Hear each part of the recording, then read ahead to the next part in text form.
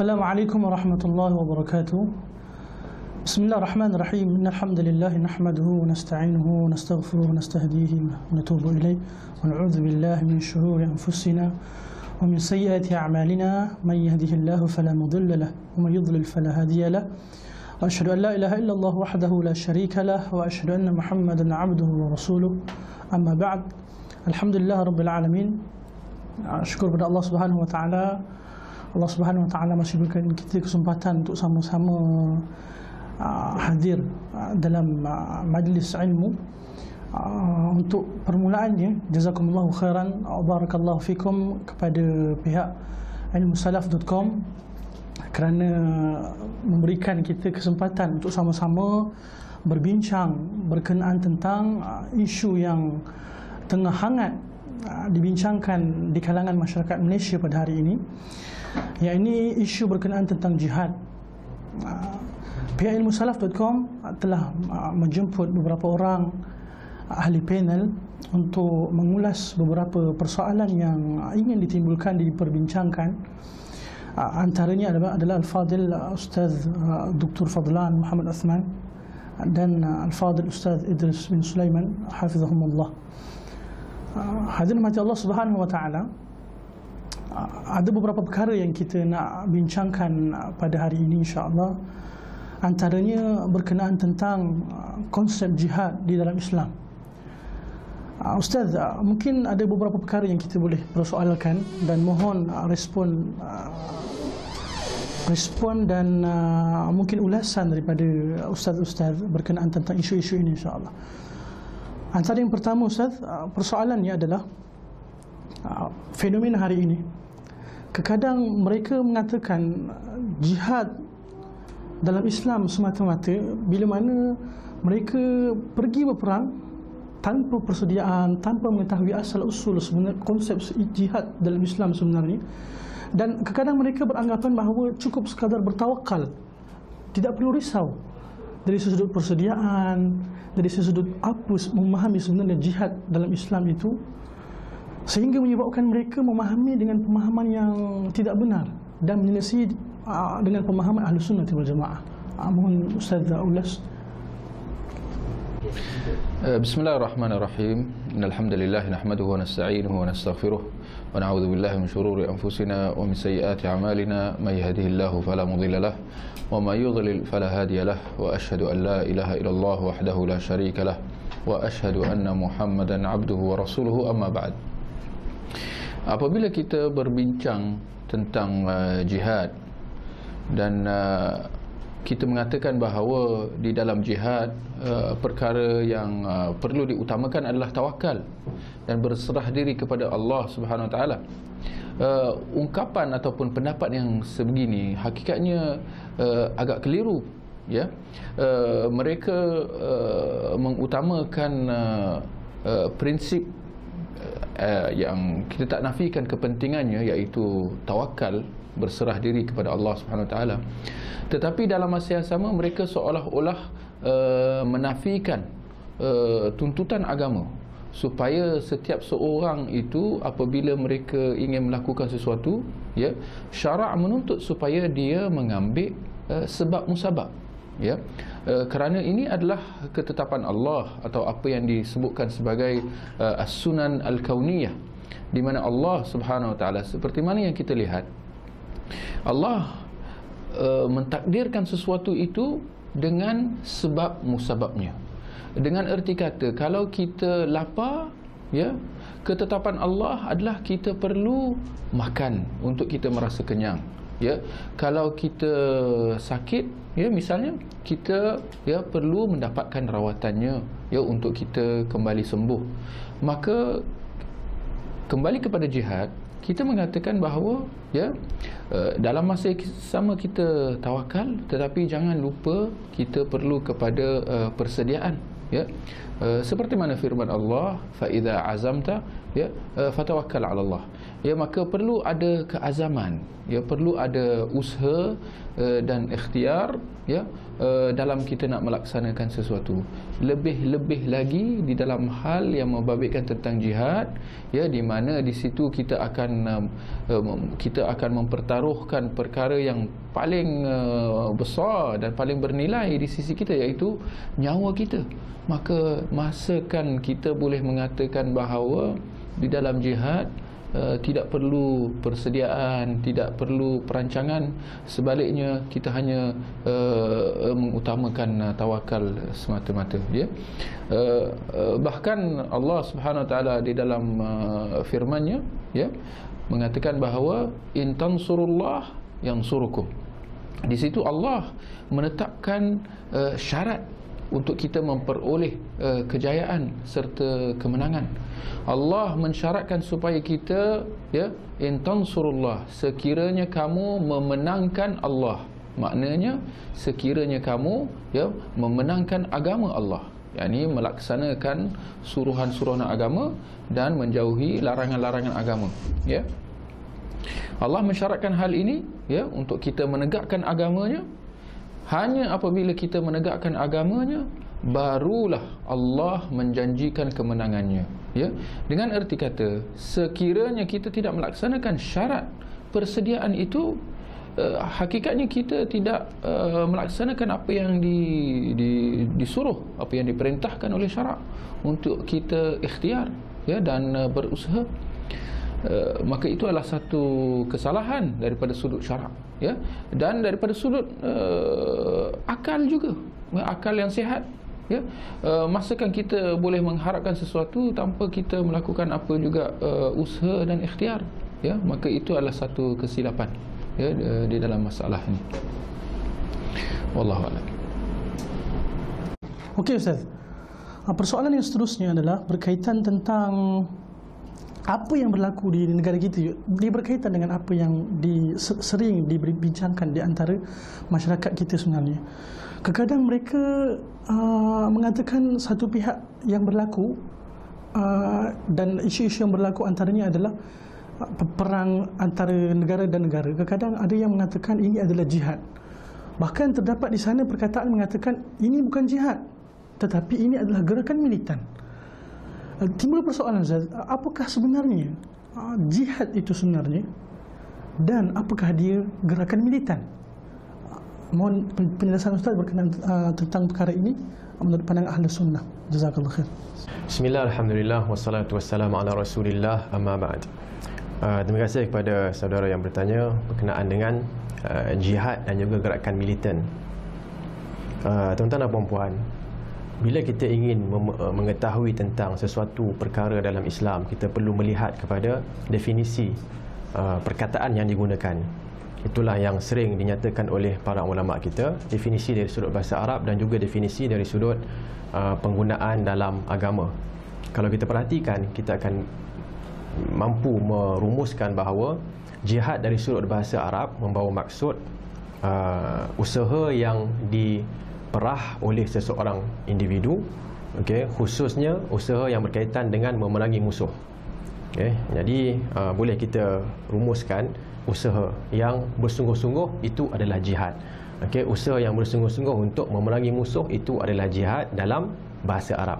Kemudian bila kita pergi kepada penggunaan jihad dalam Islam, kita akan dapati para ulama kita memberikan dua bentuk penjelasan. Penjelasan pertama ialah penjelasan secara menyeluruh tentang jihad. Okay, di mana kita dapati sebahagian ulama seperti Al-Imam Ibn Qayyim rahimahullahu taala dalam kitabnya Zadul Ma'ad telah menjelaskan bahawa jihad merangkumi jihad terhadap jiwa, syaitan, kafir, munafik, pembuat zalim, bid'ah dan mungkar. Okay. Jadi jihad itu terbahagi kepada 5, okay, secara ringkas, okay, dan kalau didetailkan, diperincikan, terbahagi kepada 13. Kemudian ini adalah pengertian jihad secara umum. Kemudian kalau kita pergi dengan satu lagi pengertian secara khusus, ulama kita akan menjelaskan bahawa jihad itu ialah jihad yang berbentuk peperangan. Dengan membawa maksud orang Muslim memerangi orang yang kafir yang tidak mempunyai perjanjian damai selepas diajak supaya menganuti Islam, lalu dia enggan. Dan tujuannya adalah untuk mengangkat kalimah Allah Subhanahu Wa Taala supaya menjadi yang tertinggi. Berdasarkan inilah kita dapati para ulama kita akan membawakan dalil-dalil yang mengatakan jihad yang paling tinggi adalah wazirwatu sanamihi al-jihadu fi sabilillah. Kemuncak Islam itu adalah jihad di jalan Allah. Maksudnya ialah al-qital, peperangan. Namun begitu, seperti yang dijelaskan tadi, jihad dalam Islam bukan sahaja jihad peperangan, tetapi jihad yang merangkumi 13 bentuk jihad. Salah satu daripadanya adalah jihad peperangan. Kalau saya rasa elok kita nyatakan secara terperinci, jihad itu apakah maksudnya. Seperti yang dinyatakan oleh Al-Imam Ibn Qayyim rahimahullahu ta'ala dalam kitabnya Zadul Ma'ad jilid yang ketiga. Pertama, jihad yang berkaitan dengan jiwa manusia, diri manusia. Dan jihad ini terbahagi kepada 4, iaitu dengan menimba ilmu, membuat melakukan amalan. Yang ketiga, melakukan dakwah. Dan yang keempat ialah sentiasa bersabar dalam melakukan perkara-perkara tersebut. 4 perkara ini yang diambil daripada suratul Asr, surah Al-Asri, wal asri innal insana lafi khusrin illa alladhina amanu wa amilus salihat wa tawasaw bil haqq wa tawasaw bis sabr. Amanu, beriman berdasarkan kepada ilmu, wa amilus salihat berdasarkan melakukan amalan berdasarkan ilmu itu, wa tawasaw bil haqq iaitu mendakwahkan, mewasiati dengan menyampaikan kebenaran, wa tawasaw bis sabr, dan menasihati untuk bersabar. Dan Al-Imam Ibn Qayyim rahimahullahu ta'ala telah menjelaskan siapa yang ada 4 ini maka dia menjadi Rabbani. Rabbani, perkataan yang kembali kepada perkataan Rabb, iaitu Tuhan. Tuhan yang mentadbir, Tuhan yang mencipta. Jadi sesiapa yang merupakan Rabbani, dia adalah manusia yang hubungannya dengan Allah Subhanahu Wa Ta'ala cukup hebat, cukup kuat. Jadi ini adalah bahagian pertama. Bahagian yang kedua, jihad berkaitan dengan syaitan, iaitu dengan menolak syubuhat, dan juga yang kedua dengan menolak syahwat. Siapa yang mampu menolak syubuhat, dia akan muncul sebagai Muslim mukmin yang penuh dengan keyakinan. Dan siapa yang boleh mampu menolak syahwat, dia akan menjadi Muslim mukmin yang penuh dengan kesabaran. Tuan-tuan dan puan-puan, bila kita lihat perkara ini, apa yang diuraikan oleh Al-Imam Ibn Qayyim, beliau mengatakan 2 bentuk ini, jihad berkenaan dengan jiwa, jihad berkenaan dengan syaitan, adalah fardu ain. Fardu ain yang perlu dibuat oleh setiap individu dalam umat Islam. Tak boleh seorang tu nak mengatakan, Ustaz buatlah, kan saya ni orang biasa je, jadi tak munasabah saya nak buat. Tak boleh. Setiap seorang kena ada ilmu, setiap seorang kena beramal, setiap seorang kena berdakwah dan bersabar. Setiap seorang perlu melawan syubhat syaitan dan syahwat syaitan. Fardu ain. Kemudian pergi kepada jihad yang ketiga, yang tiga dan keempat. Tadi jiwa ada 4, syaitan ada 2, dah berapa? Dah 6. Sekarang ni kafir dan juga munafik. Kafir dan munafik, pembahagiannya adalah 4 di situ. Iaitu berjihad menentang orang kafir, ataupun berkaitan dengan orang kafir, berkaitan dengan orang munafik, dengan menggunakan hati kita, lidah kita, harta kita dan jiwa kita. Dan Al-Imam Ibn Qayyim menjelaskan bahawa jihad berkaitan dengan orang kafir lebih khusus dengan jiwa, dengan diri kita, iaitu jihad peperangan. Dan jihad berkaitan dengan munafik pula adalah lebih khusus dengan lidah kita, dengan lisan kita, iaitu jihad penjelasan. Dan ini merupakan fardu kifayah. Fardu kifayah secara umumnya merupakan fardu kifayah, boleh bertukar menjadi fardu ain sekiranya tak ada orang yang buat, dia akan menjadi fardu ain, semua akan berdosa. Tapi kalau telah dibuat oleh sebahagian, maka sebahagian umat Islam tak perlu melakukannya. Kemudian dah berapa dah? 6 campur 4 dah 10. 3 lagi. 3 ini berkaitan dengan jihad berkaitan dengan al-zalim, orang yang zalim, ahli bid'ah, orang yang buat bid'ah. Okay, bahkan ahli bid'ah, bukan buat saja, dia tu memang hardcore dalam bid'ah, dan juga ahli mungkar, orang yang memang mendukung kemungkaran. Di sini jihadnya ialah dengan, pertama, dengan tangan. Okey, kita ubah dengan tangan kita, okey, dengan kuasa yang ada pada kita. Okey, tangan sini maksudnya tangan. Kalau kita nampak dia melakukan sesuatu yang mungkar, kita boleh ubah dengan tangan, kita ubah. Maknanya kita berkuasa untuk mengubah perkara tersebut. Dan jika tidak mampu, maka dengan lidah, dengan penjelasan. Dan kalau tak mampu juga dengan hati. Dan Nabi SAW mengatakan wadzalika adhaful iman. Itu adalah iman yang paling rendah sekali, paling lemah sekali. Maknanya kalau tak engkar dengan hati, tidak ada iman lagi dah. Penjelasan daripada Imam Ibn Qayyim ini membawa kita kepada satu penjelasan yang cukup menyeluruh, okey, dan cukup tuntas berkenaan dengan al-jihad. Dan kita dapati gerakan militan mereka menekankan satu, iaitu jihad menentang orang kafir dengan jiwa, maksudnya dengan diri mereka, jihad peperangan. Okay, jihad peperangan. Jadi inilah sebenarnya boleh kita rumuskan di sini yang membezakan antara al-jihad dalam Islam dan antara gerakan militan yang mereka sebut sebagai jihad. Sedangkan itu bukan jihad Islam yang sebenar. So kita kena bezakan antara dua perkara tadi. Jihad secara menyeluruh, satu daripadanya adalah jihad peperangan, dan perlu melalui yang lain-lain untuk sampai ke atas itu, ke kemuncaknya, seperti yang disebutkan oleh Nabi SAW. Okey, perlulah melatih jiwa, okey, perlulah memerangi syaitan, barulah boleh sampai ke tahap nak jihad menentang orang kafir ataupun menentang munafik. Okey. Jadi saya rasa dah jelas di sini perbezaan di antara al-jihad yang sebenar dan juga di antara gerakan militan yang disebut orang sebagai jihad, sedangkan ianya bukan jihad. Cuma saya nak sebut satu benda kat sini sebagai penutup bicara, bahawa militan itu kan, kalau kita dengar dalam soalan tadi, gerakan militan. Militan ini sebenarnya satu benda yang dah lama dalam Islam, tapi dengan nama yang lain. Okey, iaitu namanya ialah Khawarij. Okey, golongan Khawarij daripada dulu lagi telah memerangi, dan mereka berkepercayaan bahawa memerangi itu adalah satu, perang itu adalah satu yang hebat. Cuma masalahnya ialah mereka memerangi ahlul Islam. Okey, dan mereka meninggalkan ahlul awthan. Yang mereka perangi adalah orang Islam. Dan mereka tidak perangi ialah orang yang kafir. Jadi ini masalah yang besar, dan itulah yang menyebabkan mereka bila fokus mereka adalah pada peperangan, mereka akan bersungguh-sungguh untuk berperang. Sampai bila mereka memerangi sahabat Nabi SAW, mereka bersungguh-sungguh. Di kalangan sahabat Nabi ada yang dah sampai nak membunuh salah seorang daripada Khawarij. Yang Khawarij ini berkata, sata'lamu ayyuna aula biha siliyah. Engkau akan tahu siapakah yang lebih layak untuk masuk neraka. Maksudnya walaupun dia nak dibunuh, dia tak kisah. Kerana dia nak mengatakan akhirat nanti engkau akan tahu, wahai sahabat Nabi, bahawa engkaulah yang layak masuk neraka. Aku ni mati syahid. Okey. Nah, jadi itu masalah yang ada kat sini. Bukan masalahnya gerakan itu dinamakan Islamik.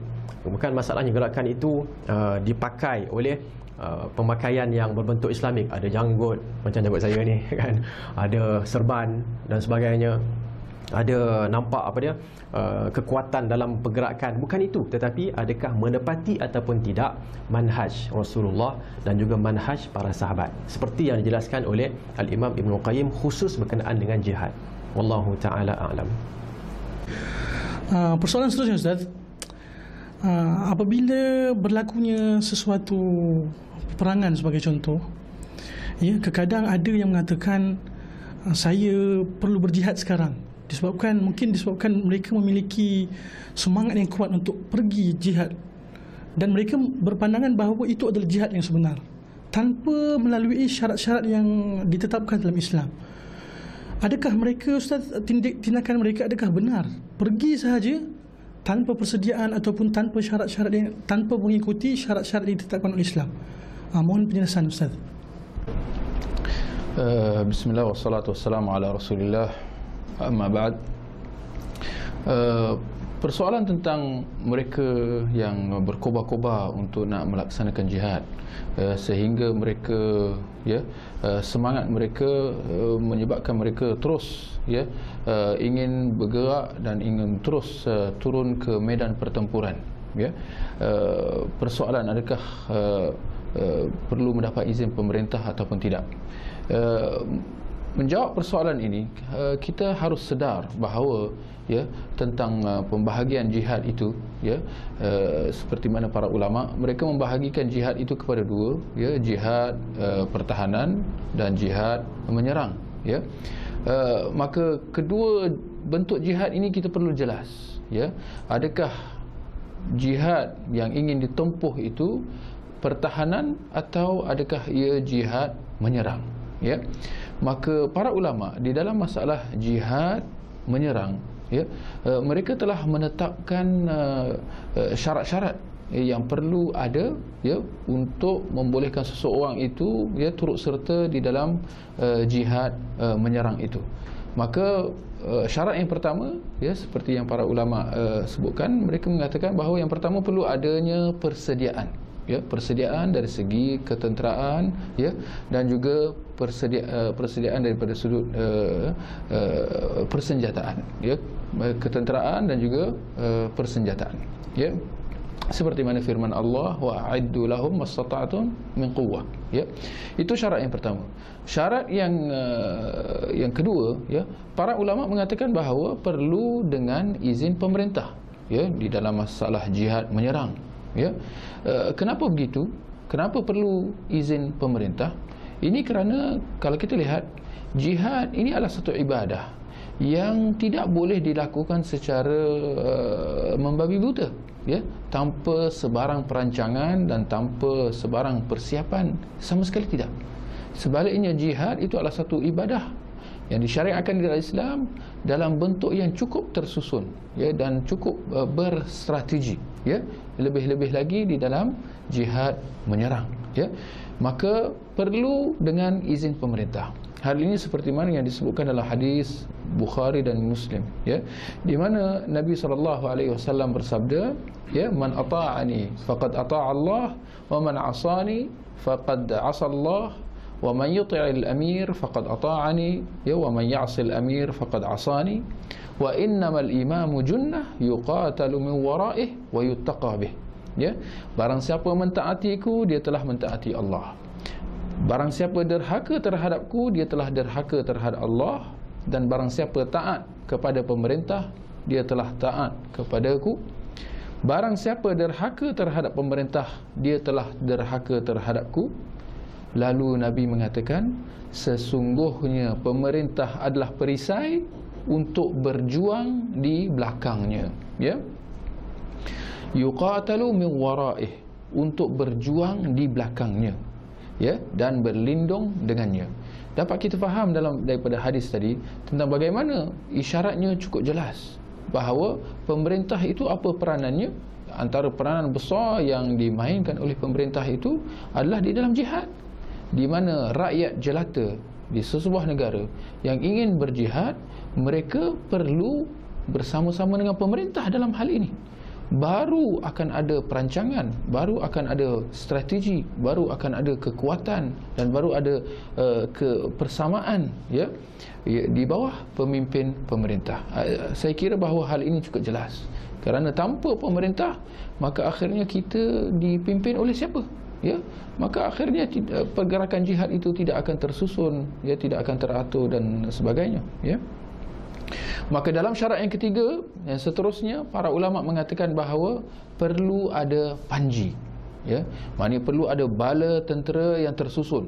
Sama sekali tidak dalam jihad menyerang secara khasnya, tidak boleh jihad itu dilaksanakan dengan cara individu ataupun kumpulan-kumpulan kecil, masing-masing dengan strategi masing-masing.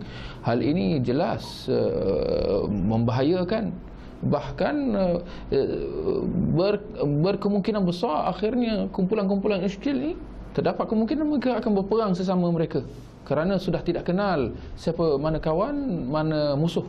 Maka kerana itu para ulama mengatakan dalam syarat ketiga perlu ada panji, ya, siapa yang mana panji itu tidak lain dan tidak bukan dipimpin oleh pemerintah atau wakilnya, maka sama sekali tidak boleh seseorang itu berjihad menyerang, ya, di bawah panji buta.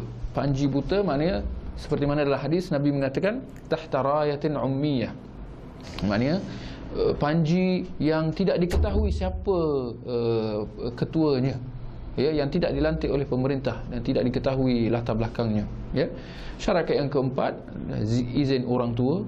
Kita lihat bagaimana, ya, syarak menetapkan bahawa siapa yang ingin berjihad menyerang, ya, perlu mendapat izin kedua orang tuanya atau salah seorangnya kalau satu sudah meninggal, ya. Ini mengenangkan bahawa mentaati kedua orang ibu bapa serta berbakti kepada mereka, kedua mereka, hukumnya adalah fardu ain. Berbanding dengan jihad menyerang, hukumnya adalah fardu kifayah. Maka fardu ain sentiasa perlu didahulukan atas kewajipan-kewajipan yang lain, apatah lagi fardu kifayah, ya. Dan yang kelima yang tidak kurang pentingnya, dalam jihad perlu ada persediaan rohani yang mendahului segala persediaan, ya. Sebelum nak membuat persediaan ketenteraan, persenjataan, persediaan yang paling penting, yang paling perlu didahulukan adalah persediaan rohani. Dari sudut akidah serta ibadah kita perlu berlandaskan agama Islam yang sebenar, ya. Sama sekali akidah yang penuh dengan khurafat, ya, penuh dengan perkara-perkara syirik, ya, perkara-perkara kufur dan seumpamanya, hakikatnya inilah yang akan menghalang kemenangan ke atas umat Islam, ya. Dengan persenjataan dan ketenteraan yang canggih, walau macam mana sekalipun, kalau sekiranya mereka masih lagi mendokong pemikiran-pemikiran yang khurafat dan seumpamanya, percayalah bahawa pemikiran-pemikiran yang bercanggah dengan Islam ini akan menghalang mereka daripada mendapat kemenangan. Wallahu a'lam. Seterusnya Ustaz, persoalannya ia berkaitan dengan isu terkini yang berlaku sekarang ini, berkaitan tentang isu serangan Israel terhadap Palestin. Saya banyak membaca terutama di Facebook lah, ketika mana berlakunya kejadian tersebut. Mereka mengatakan umumnya negara-negara Arab yang berdekatan dengan Palestin tidak membantu rakyat Palestin. Secara khasnya mereka mengatakan Arab Saudi lah, secara khasnya. Mereka ada yang mengatakan Arab Saudi ni tali baru Israel. Bahkan ada yang mengatakan ulama-ulama Arab Saudi adalah ulama bisu, syaitan bisu, yang mana mereka memperdiamkan sahaja apa yang berlaku dengan saudara kita di Palestin. Mohon respon Ustaz. Bismillah, alhamdulillah, wassalatu wassalamu ala rasulillah, amma ba'd. Terima kasih kepada saudara yang bertanya berkenaan dengan isu yang hangat sekarang ni dalam media masa, khususnya dalam Facebook, okay, di mana ada di kalangan Facebookers ini yang menuduh kerajaan Arab Saudi sebagai dikatakan di situ tidak memberi sokongan, okay, bahkan menarik diri daripada menyokong Palestin, okay, dalam kes sekarang ni, iaitu kes pembunuhan Israel terhadap serangan dan pembunuhan Israel terhadap rakyat di Gaza khususnya, okay, di Palestin. Di sini sebenarnya saya pertama sekali lah, sebelum kita nak ulaskan isu ini, kita sebagai orang Islam, kita memang akan merasakan kesedihan. Kita wajar dan wajib merasakan kesedihan dan merasakan simpati kita terhadap rakyat Palestin, okay, di Gaza khususnya, di Gaza ataupun bahasa kita Gaza kita sebut kan, okay, di Gaza yang dihentam oleh Israel. Itu memang satu benda dari sudut perasaan kita perlu ada perasaan itu. Okay, seperti mana yang Nabi SAW huraikan kepada kita bahawa umat Islam itu saling, okay, kuat menguat di antara satu sama lain, yashuddu ba'dhum ba'dha, okay, dan sekiranya idza ishtaka minhu 'udwan, sekiranya ada satu bahagian anggota badan yang sakit, maka tada'a lahu sa'irul jasadi, seluruh anggota badan akan merasakan bis-sahari wal humma, akan berjaga malam dan akan rasa sakit, okay, turut berkongsi. Okay, jadi itu dari sudut perasaan kita. Seterusnya berkenaan dengan fitnah, Okay, kita kena tahu bahawa Rasulullah sallallahu alaihi wasallam, para sahabat, dan seterusnya sampailah ke zaman sekarang ini, mereka sentiasa sahaja diberi fitnah ataupun dilontarkan fitnah kepada mereka. Dan ini adalah satu benda yang biasa, khususnya bila sesuatu pihak itu ada kebaikan ataupun ada nikmat yang diberikan kepada mereka. Dan saya rasa antara nikmat yang besar diberikan kepada umat Islam ialah nikmat yang diberikan, nikmat kekayaan yang diberikan kepada kerajaan Arab Saudi dan juga kerajaan-kerajaan lain Arab sekitar di negara Arab, di negara-negara Teluk. Allah berikan kepada mereka nikmat yang cukup banyak, nikmat duniawi, dan juga nikmat insya-Allah dari sudut keagamaan, mempertahankan Islam. Itu secara umumnya. Namun kita tidak menafikan bahawa kalau disebut dalam Facebook tu disebut Arab Saudi. Jadi kita bagilah contoh Arab Saudi. Kita tidak menafikan yang Arab Saudi adalah satu negara yang ada kelemahan. Kan mana-mana sahaja Muslim, seperti yang disebut oleh Nabi sallallahu alaihi wasallam, kullu ibni adam khata', setiap anak Adam itu banyak melakukan kesilapan. Bukan saja khati', iaitu melakukan kesilapan, tapi khata', iaitu banyak melakukan kesilapan. Jadi begitulah sebenarnya sifat manusia, sifat orang Islam, banyak melakukan kesilapan, dan yang terbaik adalah yang kembali kepada Allah Subhanahu wa taala. Dalam isu ini kalau kita perhatikan kan, bila saya tengok posting berkenaan dengan tuduhan ini, saya merasakan ini satu benda yang tidak kena dengan situasi di Arab Saudi. Mungkin orang yang mengeluarkan fitnah ini, mereka tidak pernah sampai menjejakkan kaki mereka ke tanah Arab Saudi. Dekat sana masa tahun 2005 ataupun 2007, semasa saya buat haji dulu, bila sama juga, isunya ialah Israel serang. Jadi bila serang tu, kita dapati dalam TV mereka, gerakan untuk mengumpulkan dana-dana, diletakkan di merata tempat.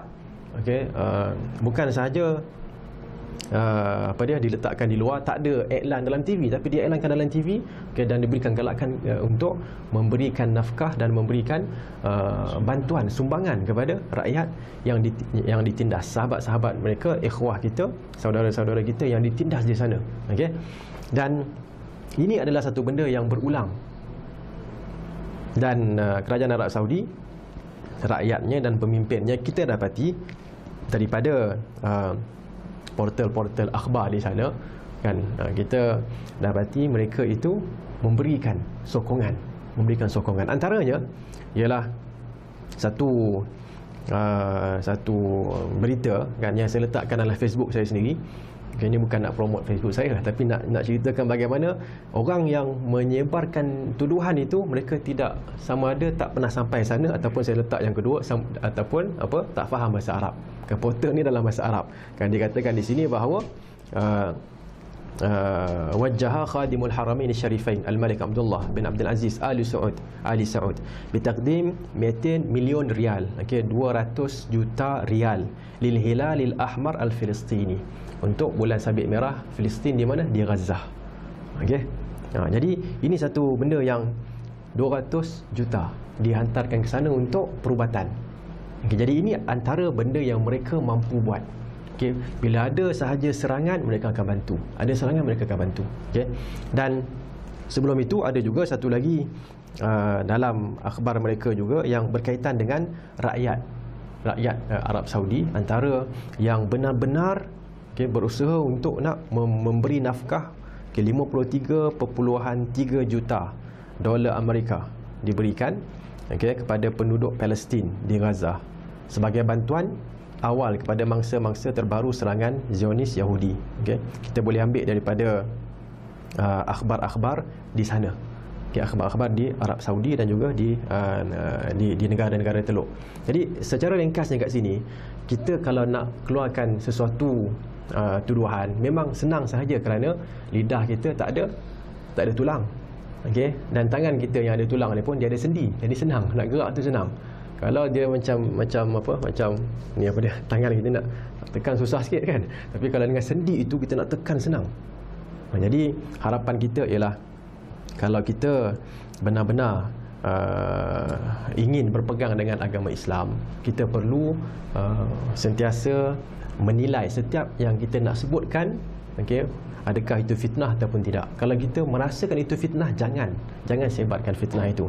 Dan kalau kita tahu itu adalah fitnah, maka kita wajib mempertahankan. Okay, jadi saya rasa itulah secara ringkasnya. Kalau yang berkaitan dengan Arab Saudi, saya sempat melihat bantuan-bantuan yang mereka buat, okay, semasa membuat haji di sana, dan dalam akhbar-akhbar mereka memang mewar-warkan agar rakyat membantu, okay, setakat yang mampu oleh mereka. Okay. Dan saya rasa berkenaan dengan negara-negara tuduhan yang disebutkan sebagai tali barut, apa lagi tadi? Syaitan bisu dan sebagainya, saya nak passing kepada kawan saya ataupun sahabat saya, Ustaz Idris, untuk sambung. Bismillahirrahmanirrahim.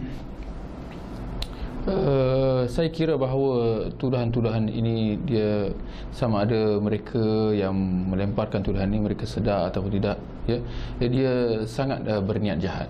Dia menafikan kebaikan-kebaikan yang dilakukan oleh orang lain, ya. Akhirnya kita tertanya-tanya apakah motif sebenar mereka menyebarkan tuduhan-tuduhan seperti ini, ya. Kita khawatir bahawa mereka sebenarnya, ya, sedang memainkan strategi musuh Islam, ya, strategi orang-orang kafir yang ingin menghancurkan orang-orang Islam serta negara-negara Islam dengan cara tipu muslihat, ya. Maka seorang Muslim sama sekali tidak wajar untuk bertindak sebegini. Sebaliknya dia sentiasa perlu berhati-hati dengan apa yang dia cakap, ya. Sebagaimana hadis Nabi SAW, kafa bil mar'i kadhiban an yuhadditha bi kulli ma sami'. Cukuplah seorang itu dikira sebagai pendusta kalau sekiranya dia menukilkan segala apa yang dia dengar, ya. Maka seorang itu perlu memastikan apa juga berita yang sampai kepada dia, ya. Pastikan kesahihan, ya. Sekiranya sahih baru boleh disebarkan. Sekiranya dia tak pasti, ya, mengapa dia mempertaruhkan dirinya, mempertaruhkan pahala dan dosanya dalam hal-hal yang seperti ini, ya. Maka akhirnya kita mengatakan bahawa tuduhan-tuduhan ini adalah tuduhan-tuduhan yang dahsyat dan sangat berniat buruk, ya, yang hakikatnya bertujuan untuk nak memusnahkan agama Islam, nak memusnahkan negara yang sekarang, ya, yang menjaga kedua tanah suci di Mekah dan Madinah, ya, kerana mereka lah yang Allah pilih untuk menjaga kedua masjid tanah suci di sana. Maka musuh Islam sangat faham akan hal ini, tentang bagaimana peranan yang dimainkan oleh negara Arab Saudi secara khasnya, ya, di dalam memelihara Islam serta menegakkan syiar-syiar Islam. Mereka sangat faham. Kerana itu mereka sangat fokus dalam nak menghancurkan Arab Saudi, ya, secara khasnya. Kita tak nafikan bahawa Arab Saudi ada kekurangan-kekurangan dia, tetapi setiap seorang Muslim itu dia harus atau dia perlu bersikap adil. Maka benda yang benar perlu dikatakan benar, seperti mana benda yang salah perlu dikatakan salah, ya. Wallahu a'lam. Ustaz, kebanyakan umat Islam secara umumnya, kebanyakan mereka hanya mampu menghantar ubat-ubatan saja. So timbul persoalan, kenapa negara-negara Arab ni tidak menghantar tentera sekaligus untuk melawan Israel? Adakah mereka seperti apa yang dikatakan orang ramai, hanya mampu untuk menghantar ubatan saja? Itu mampu, semua orang boleh buat. Kenapa tidak hantar sekaligus tentera untuk mengalahkan Israel? Mohon respon Ustaz. Terima kasih kepada saudara moderator. Persoalan tentang mengapa negara-negara Arab sekadar menghantar bantuan-bantuan perubatan, ya, makanan dan seumpamanya. Mengapa negara-negara Arab tidak menghantar tentera mereka untuk nak melawan Israel? Saya kira satu soalan yang cukup besar untuk kita kaji dan amati jawapannya, ya. Saya ingin bertanya kembali, mengapa mereka hanya fokus pada negara-negara Arab? Kenapa mereka sekadar mempersoalkan mengapa negara-negara Arab tidak menghantar tentera? Persoalan, adakah hanya negara-negara Arab sahaja Islam pada hari ini? Bagaimana dengan negara-negara Islam yang bukan Arab? Tidakkah mereka juga berkewajipan dan bertanggungjawab di dalam hal ini? Ya, itu satu daripada satu sudut. Daripada satu sudut yang lain, ya, dalam masalah mengapa negara-negara Islam secara amnya tidak menghantar tentera mereka di sana. Saya kira seorang Muslim di dalam berdepan dengan apa juga isu, mereka haruslah melihat isu itu daripada sudut ilmu, ya, daripada sudut realiti dan juga hakikat di samping fakta-fakta. Ya, sama sekali kita tidak akan dapat menyelesaikan isu-isu besar, isu-isu antarabangsa dan negara seperti ini dengan emosi dan atau logik akal, ya, perasaan semata-mata. Ya, maka di sini kita mengatakan bahawa persoalan tentang menghantar tentera ini adalah satu persoalan yang besar. Ini masalah perang, ya, dengan musuh Islam yang kita tak nafikan, iaitu negara Yahudi Israel.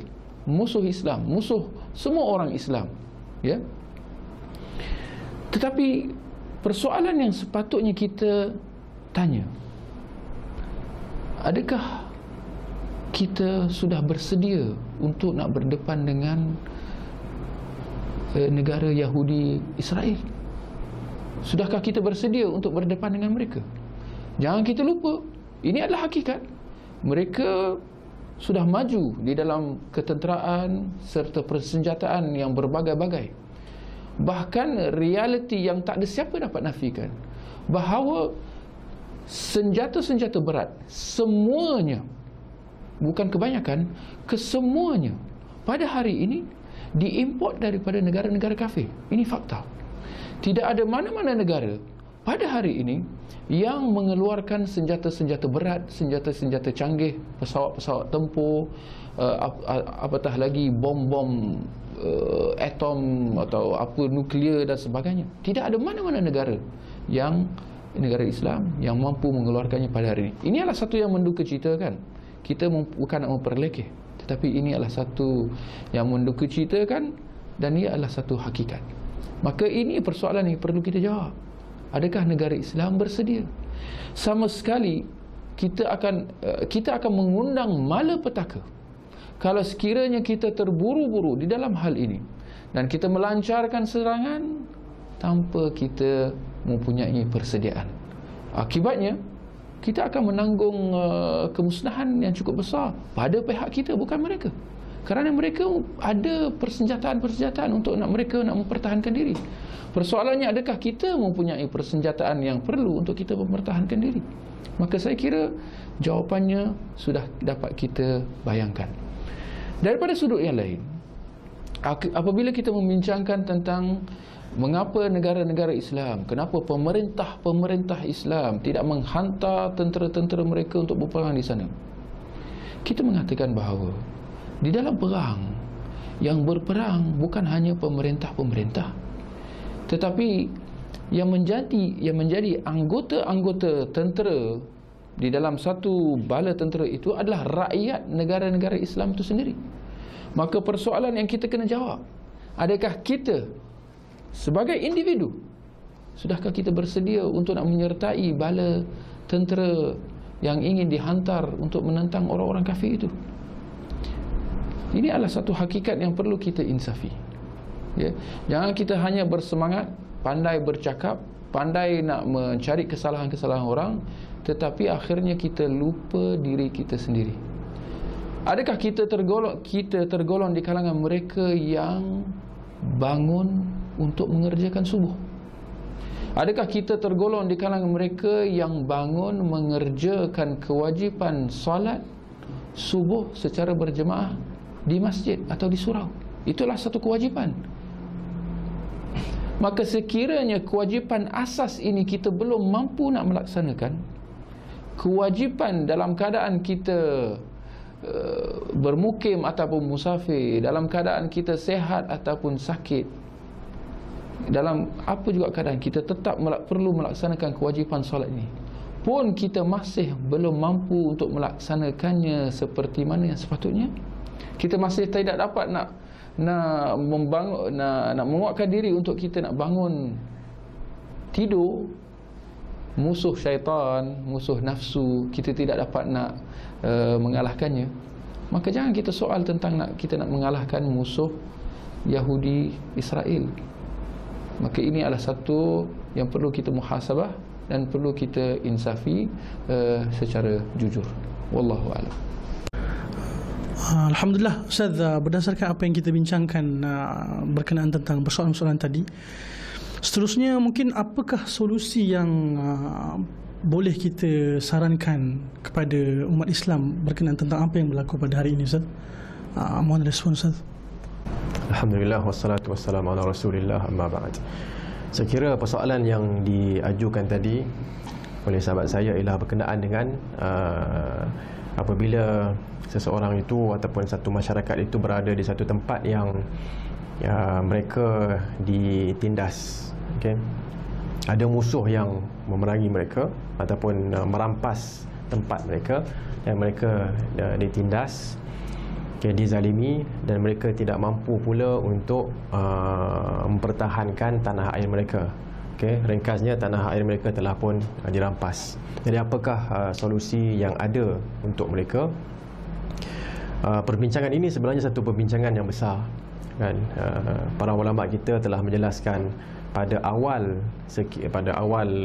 berlakunya pencerobohan, apa yang perlu dibuat oleh umat Islam di satu-satu negara yang diceroboh oleh orang kafir ialah berjihad mempertahankan kampung halaman mereka, mempertahankan negara mereka. Namun masalahnya sekarang ini ialah apabila mereka gagal mempertahankan, dan musuh telah pun masuk dan menguasai, Kita mungkin boleh letak satu contoh kat sini yang telah lama berlaku dalam umat Islam, iaitu Palestin, kan? Kita dapati bukan sahaja orang Islam yang berada di Palestin perlu minta izin untuk bergerak dalam teritori yang telah pun dikuasai oleh Palestin, oleh Israel, oleh Yahudi, tetapi mereka juga perlu meminta izin untuk bergerak dalam teritori yang merupakan bahagian mereka, masih juga dikuasai sebenarnya oleh Israel. Dan kalau kita perhatikan dalam akhbar, banyak kali dah berlaku kekalutan apabila duit lambat, gaji lambat keluar. Dan kenapa lambat? Kerana Israel tidak, negara Yahudi itu tidak mengeluarkan gaji tersebut. Jadi artinya di sini telah pun berlaku satu rampasan. Palestin sebenarnya telah pun dirampas. Masalahnya sekarang ni ialah kita telah bincangkan berkenaan dengan jihad. Adakah boleh kita nak pergi untuk berjihad di sana? Kita dah dapati kelemahan umat Islam dalam nak mengembalikan negara Palestin dengan jihad peperangan. Jadi sebenarnya kalau kita perhatikan elok-elok, kita akan dapati terdapat satu surah An-Nisa ayat yang ke-97.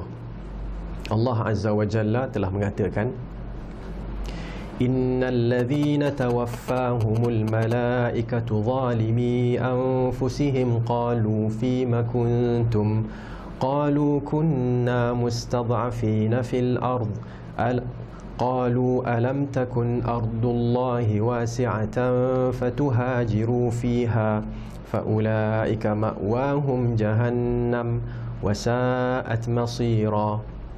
Ayat ini, surah An-Nisa ayat yang ke-97, menceritakan tentang golongan yang dibunuh, dan mereka mengatakan bahawa kunna mustad'afina fil ardh, kami adalah golongan yang mustad'afin, yang golongan yang lemah, di tempat tersebut, yang tertindas. Dan para malaikat yang mengambil nyawa mereka mengatakan, qalu alam takun ardullahi wasi'ah, bukankah bumi Allah itu luas, maka kamu berhijrah di atas muka bumi Allah. Okey, faulaika ma'wahum jahannam. Tempat mereka itu adalah di dalam neraka Jahannam, dan itu adalah tempat yang paling keji, okey, sebagai tempat terakhir untuk seseorang manusia. Illal mustad'afina minar rijali wan nisa'i wal wildan la yastati'una hilatan wa la yahtaduna sabila. Okey, ayat yang ke-98 pula mengatakan kecuali mereka yang tertindas, mereka yang lemah di kalangan lelaki, wanita dan juga anak-anak yang tidak mampu untuk melakukan pergerakan hijrah. Faulaika asallahu ay ya'fuwa anhum wa kana Allahu ghafurur rahima. Dan mereka itu semoga Allah Subhanahu wa taala memberi keampunan ke atas mereka, memaafkan mereka, dan Allah Maha memaafkan dan Maha pengampun. Dan ayat yang seterusnya juga, kalau kita perhatikan ayat yang ke-100, menceritakan tentang dalam surah An-Nisa tadi, menceritakan tentang apa? Tentang orang yang berhijrah, pasti dia akan dapat di sana tentangan yang banyak. Dia akan mendapat muraghaman katsira wa sa'ah. Dia akan mendapat apa? Cobaan demi cobaan, dan dia akan dapat juga sa'ah, iaitu dia akan dapat kemudahan. Okey. Dan itu kalau kita perhatikan menunjukkan kepada masyru'iyatu al-hijrah. Okey, fadlul hijrati fi sabilillah, seperti yang disebutkan oleh Syekh Abu Bakar Al-Jazairi dalam kitabnya Aisarut Tafasir. Ini antara ayat-ayat yang menunjukkan hijrah itu disyariatkan. Dan bilakah disyariatkan? Beliau mengatakan wujubul hijrah indama yuhalu bainal mu'minin wa ibadati rabbih ta'ala idh lam yukhlaq illa laha. Okey, wajibnya berhijrah, seseorang itu wajib berhijrah apabila dia tidak mampu untuk melakukan ibadah kepada Allah Subhanahu wa taala. Okey. Dan faedah ayat-ayat ini juga ialah meninggalkan hijrah adalah merupakan satu dosa besar di kalangan dosa-dosa besar yang menyebabkan seseorang itu boleh masuk ke dalam neraka. Okey. Dan ayat ini juga menunjukkan keutamaan fadilah berhijrah di jalan Allah Subhanahu wa taala. Kecuali mereka yang betul-betul tidak mampu. Okey. Jadi kembali kepada situasi yang ada sekarang ini. Okey, perbincangan tentang jihad. Okey, perbincangan tentang jihad, sepatutnya jihad itu dikaitkan dengan hijrah. Okey, sebagaimana hijrah itu dikaitkan dengan keimanan. Okey, dalam hadis Nabi SAW, baginda telah mengatakan sesiapa yang berhijrah untuk Allah dan Rasulnya, kepada Allah dan Rasulnya, maka dia berhijrah kepada Allah dan Rasulnya. Dan siapa yang berhijrah kerana dunia, untuk dapat dunia, dan juga untuk berkahwin dengan seseorang wanita, dia akan dapat apa yang dia niatkan dalam hijrahnya itu. Okey, dan kita dapati memang semasa di dalam sirah Nabi pun kita akan dapati dalam keadaan umat Islam ditindas di Mekah, sampai satu ketika mereka diperintahkan untuk berhijrah. Dan sebelum itu dalam peristiwa dalam satu musim haji yang dihadiri oleh sebahagian golongan Ansar yang telah pun masuk Islam di Madinah, mereka bertanya kepada Nabi SAW, afala namilu ala ahli minan bisuyufina, wahai Rasulullah, izinkan kami izinkan kami serang apa dia? Ahli Mina yang sedang buat haji ini dengan pedang-pedang kami ada kekuatan. Jadi Nabi SAW mengatakan lam nu'mar bidzalik, kita belum lagi diperintahkan untuk itu. Okey, daripada sini kita dapati para ulama kita mengatakan bahawa jihad itu ada step dia ataupun ada langkah-langkahnya. Antaranya ialah membina kekuatan. Wa'iddu lahum mastata'tum min quwwatin wa min ribatil khail turhibuna bihi adullahi wa aduwakum. Dan persiapkanlah untuk mereka apa yang kamu mampu, daripada ribatil khail, daripada kekuatan tunggangan, dan juga quwwah, kekuatan, dan juga ribatil khail, tunggangan, yang mana dengan itu kamu akan dapat memberi rasa gerun terhadap musuh-musuh Islam. Jadi itulah yang disebutkan oleh para ulama kita sebagai kita perlu mempersiapkan kekuatan. Dan kekuatan itu bergantung pada setiap situasi. Dan Nabi SAW sebutkan ala innal quwwatar rami, kekuatan itu adalah lontaran. Nabi tak kata tembak dengan tembak dengan anak panah ataupun baling lembing dan sebagainya. Tombak bukan itu, tapi Nabi mengatakan lontaran. Okey, dan lontaran itu ternyata kehebatan lafaz yang Nabi SAW gunakan. Lontaran pada zaman ini adalah dengan bom, dengan peluru dan sebagainya. Okey. Dengan itu, saya nak kembali semula kepada satu ayat lain dalam surah Al-Baqarah ayat yang ke-218. Innal ladzina amanu wal ladzina hajaru wa jahadu fi sabilillah. Okey, sesungguhnya mereka yang beriman dan mereka yang berhijrah dan mereka yang berjihad di jalan Allah Subhanahu wa taala. Okey. Apa dia? Allah Subhanahu wa taala nyatakan di sini mereka yang beriman, berhijrah, berjihad. Okay, sebahagian ulama mengatakan ini adalah satu susunan. Kita beriman terlebih dahulu, kita berhijrah untuk mengumpulkan kekuatan, barulah kita melancarkan jihad. Okay? Jadi kalau kita perhatikan keadaan yang berlaku di Palestin antara contoh, okay, dan berlaku lagi di banyak negara-negara Islam yang lain, di Myanmar dan sebagainya, antara yang mereka boleh lakukan di saat mereka tidak mempunyai kekuatan untuk berjihad adalah mereka perlu berhijrah. Okey, dan hijrah di mana? Ke mana? Okey, jawapannya sudah tentulah. Hijrah ini ke negara yang memberi pertolongan kepada mereka. Okey, bukannya hijrah ke satu tempat yang mana mereka akan disembelih di sana, bukannya itu. Tetapi mereka berhijrah ke satu negara, sama ada negara yang kafir tetapi boleh memberikan bantuan. Okey, bahkan yang lebih elok lagi ialah berhijrah ke negara Islam yang memberikan sokongan. Okey, kalau negara kafir tadi mungkin kita boleh gunakan hijrah pertama ke Habasyah, walaupun negara itu adalah negara Nasrani, okey, tetapi negara itu adalah negara yang melaksanakan keadilan. Okey, kalau tak jumpa negara Islam, maka negara kafir lah jawapannya, tapi negara kafir yang adil. Kalau tak boleh yang itu, maka tetap pergi kepada negara Islam yang zalim lebih baik lagi daripada pergi ke negara kafir yang zalim. Yang zalim maksudnya, kan? Okey. Jadi dengan itu kita mengatakan bahawa kalau ada dua, ada negara Islam yang adil, negara kafir yang adil, sudah tentu pilihannya negara Islam. Okay, tapi kalau negara Islam yang zalim dan negara Islam kafir yang adil, okay, tetap yang lebih utama adalah negara yang zalim itu. Okay, dia masih lagi boleh hidup dalam keadaan yang mungkin ada tertekan di sana sini. Okay, tapi yang terakhir sekali adalah negara Islam, negara kafir, negara kafir yang adil. Okey. Apa pun yang pentingnya ialah kita nak tekankan di sini bahawa hijrah adalah satu benda yang bukan senang. Hijrah memerlukan kepada keimanan, dan itulah yang kita harapkan. Dua benda. Okey, pertama ialah kesediaan mereka yang ditindas di negara-negara Islam untuk berhijrah. Okey, tetapi mereka tak boleh berhijrah kepada negara Islam kecuali sekiranya negara-negara Islam lain membuka ruang untuk mereka berhijrah.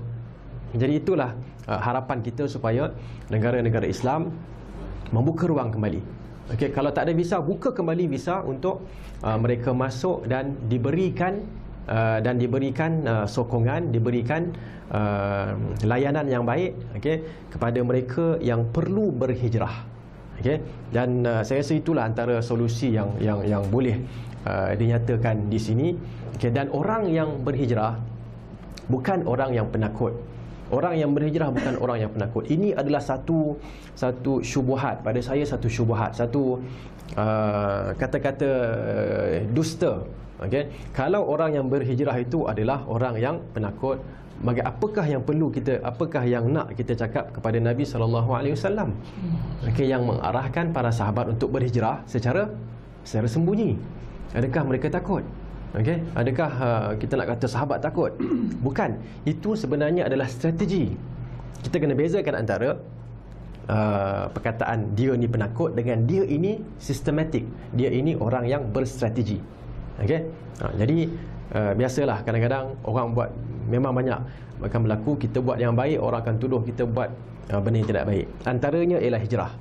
Okey, memang perbuatan hijrah perbuatan yang mulia. Okey, apabila kita ditindas, okey, dan dibunuh dan sebagainya, okey, maka yang perlu kita buat ialah kita berhijrah. Dan umat Islam yang lain perlu buka ruang, negara perlu buka ruang untuk terima. Dan saya rasa alhamdulillah banyak negara telah terima di permulaan. Okey, permulaan dahulu dah banyak terima dah. Okey, tapi sampai satu ketika disebabkan tekanan dari pihak barat dan sebagainya yang kafir, maka pintu itu ditutup kembali. Jadi gesaan kita ialah kita mengharapkan agar kerajaan-kerajaan Islam membuka kembali. Kalau orang tanya pula, ustaz, kalau ustaz gesa mereka buka dan mereka buka, maka Palestin akan jatuh ke tangan Israel. Okey, habis kita negara Islam dah terlepas satu negara Islam. Kita kenapa ustaz gesa begini? Adakah ustaz ini syaitan kepada Israel?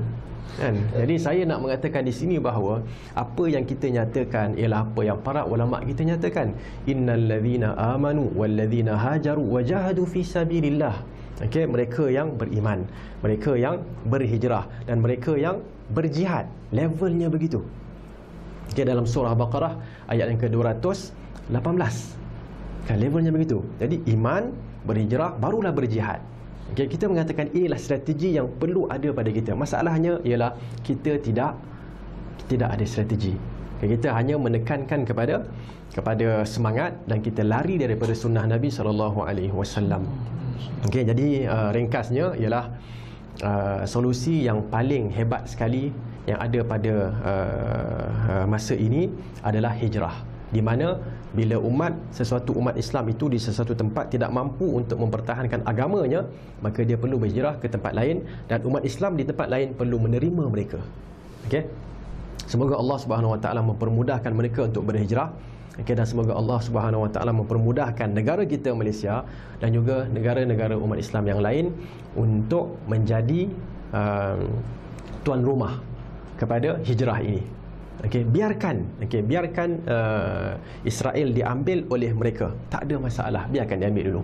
Kerana kita kena ingat, bila kita biarkan Israel ambil Palestin, artinya apa? Artinya kita dah keluar semua sekali, jadi Israel di sana.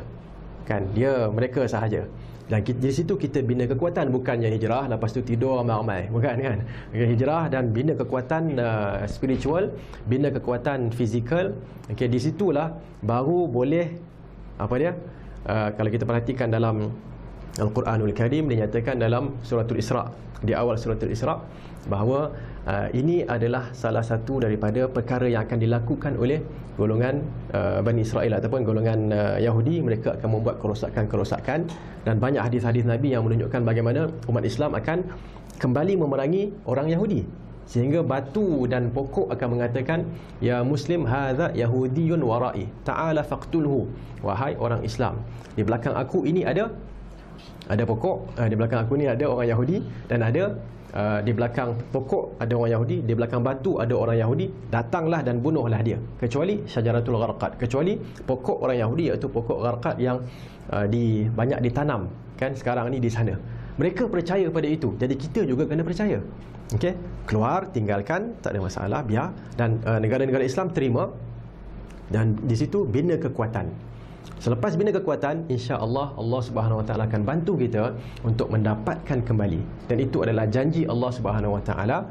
Tinggal adakah kita yang akan memikulnya ataupun umat yang selepas kita. Dan penjelasan yang kita dapati bahawa umat Islam yang akan mengembalikan bumi Palestin itu, okay, yang telah dirampas oleh golongan Yahudi, adalah umat Islam yang betul-betul berpegang dengan agama Islam yang sebenarnya, mengikut sunnah Nabi SAW.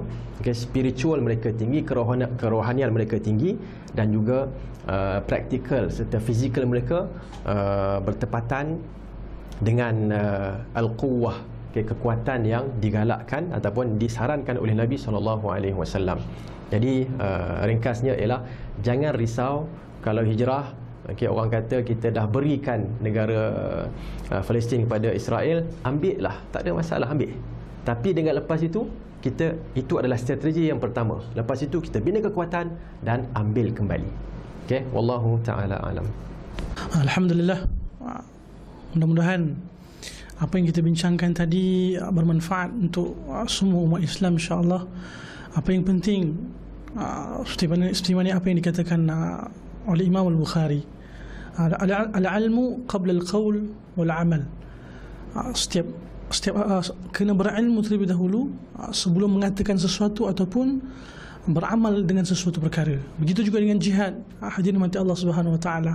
Sebelum kita hendak berjihad ataupun memperkatakan sesuatu berkenaan tentang jihad, kita perlu kepada ilmu supaya macam mana? Supaya Allah Subhanahu Wa Taala menerima amal kita, menerima jihad kita di jalan Allah Subhanahu Wa Taala. Mudah-mudahan apa yang kita bincangkan pada hari ini, insya-Allah Allah Subhanahu Wa Taala berkati. Semoga semuanya beroleh manfaat, insya-Allah. Barakallahu fikum wa jazakumullahu khairan. Subhanakallahumma wa bihamdik, asyhadu an la ilaha illa anta, astaghfiruka wa atubu ilaik. Wassalamualaikum warahmatullahi wabarakatuh.